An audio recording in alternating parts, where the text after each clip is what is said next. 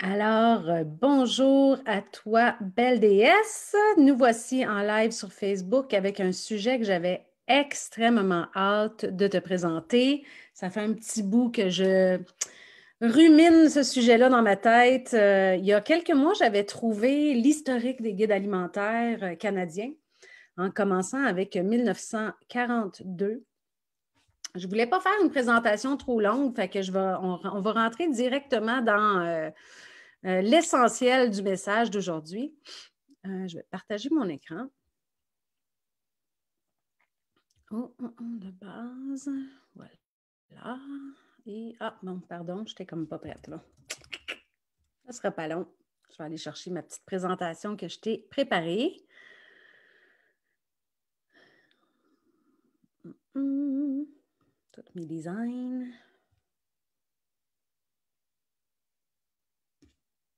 Et voilà, la voilà ici.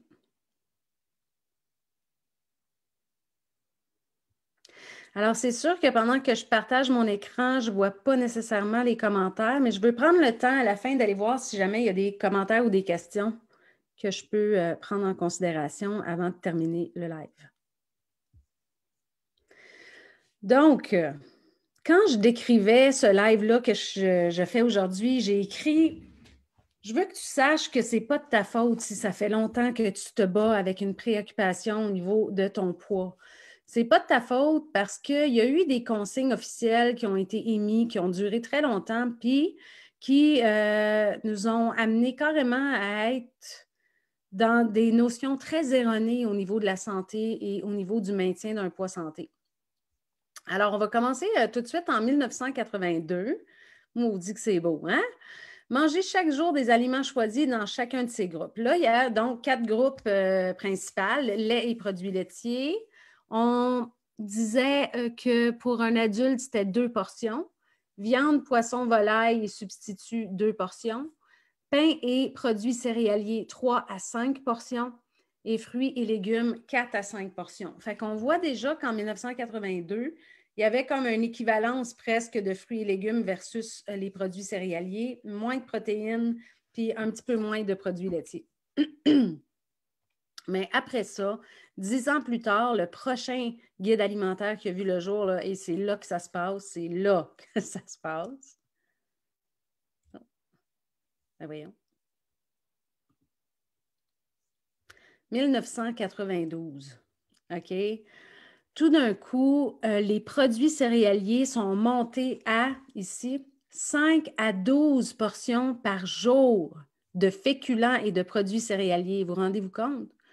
Ensuite, 5 à 10 portions de fruits et légumes. Et ensuite, on était à, j'ai de la misère à voir, au niveau adulte, 2 à 4 portions de produits laitiers et 2 à 3 portions de protéines.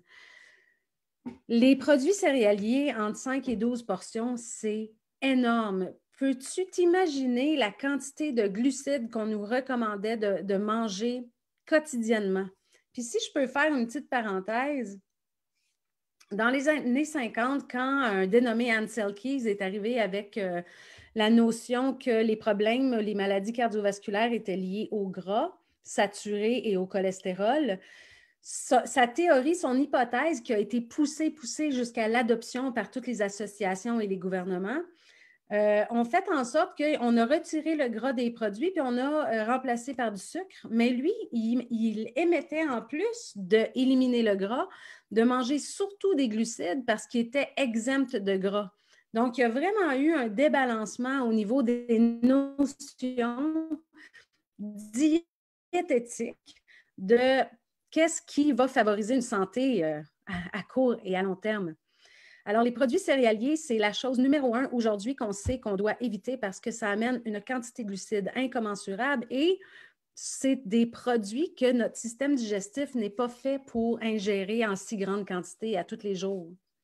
Donc, à partir de 1992, il y a vraiment eu une consigne officielle, gouvernementale, disant aux gens de manger énormément de produits céréaliers. Et là, ensuite, quand ce guide alimentaire-là a changé en 2007, là, ça veut dire là, que c'est 14 ans plus tard. Ça, 15 ans plus tard, 15 ans, ça a été en vigueur.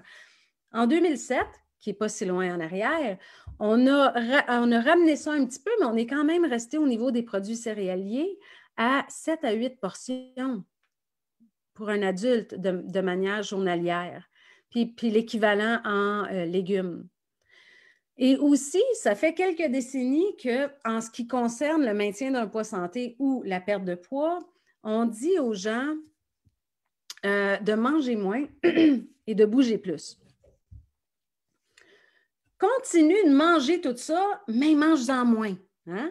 Puis, bouge plus pour perdre du poids. Ce qu'on sait aujourd'hui, c'est que l'exercice physique, c'est hyper important pour beaucoup de choses, beaucoup de bienfaits de santé. C'est capital, c'est nécessaire, mais ce n'est pas l'exercice qui va faire que le corps va brûler ses gras. Ça se passe vraiment au niveau de l'alimentation. Donc, pendant quelques décennies, les personnes qui voulaient perdre du poids, puis beaucoup de femmes, hein, c'est quelque chose de très préoccupant pour les femmes, se privaient au niveau alimentaire, comptaient les calories, essayaient de manger moins, jusqu'à être dans la privation, la frustration. Le corps, lui, ralentissait le métabolisme pour se mettre en état de survie. Et quand le métabolisme ralentit et que le corps est en état de survie, bien, il stocke encore plus ses gras, puis il ne veut pas aller dans les réserves parce qu'il pense qu'il va en manquer constamment. Et défaire ça, ça peut être long. Puis ça prend la bonne recette aussi pour le défaire. Donc, je le sais qu'il y a beaucoup de femmes qui se sont retrouvées dans une situation de se juger elles-mêmes incapables, pas de volonté, pas bonne, et ainsi de suite, alors que dans le fond, c'est les consignes qui étaient complètement à l'envers. C'est pas ça du tout qui est naturel. Alors maintenant, on va sauter à 2019. Alors, en 2019, qu'est-ce qu'on a?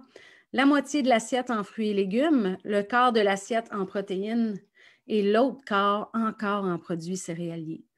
Mais il y a une chose qu'il faut savoir aussi puis qu'il faut comprendre, c'est que quand les guides alimentaires sont révisés, bien, sur le conseil consultatif, il n'y a pas que des experts en nutrition, il y a aussi des personnes qui siègent sur le conseil qui représentent les industries, l'industrie laitière, l'industrie des œufs, l'industrie céréalière et ainsi de suite.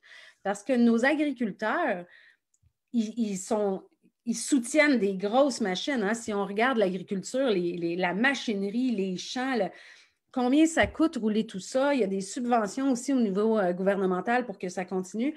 Donc, ça serait un petit peu dramatique là, de dire au niveau du guide alimentaire que les produits céréaliers, oups, finalement, on s'est trompé. Évitez les produits céréaliers. Hey, toutes les fermes, qu'est-ce qui va se passer avec eux autres? Fait que dans notre monde actuellement, il y a des grosses structures qu'on essaye de soutenir envers et contre tout, même si on connaît la vérité.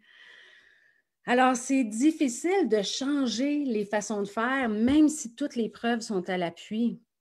Encore aujourd'hui, l'assiette québécoise traditionnelle est composée d'une viande, de féculents, puis d'un peu de verre. Fait qu'il y a beaucoup de produits céréaliers, les toasts le matin, le pain. Donc, c'est dur de changer ça.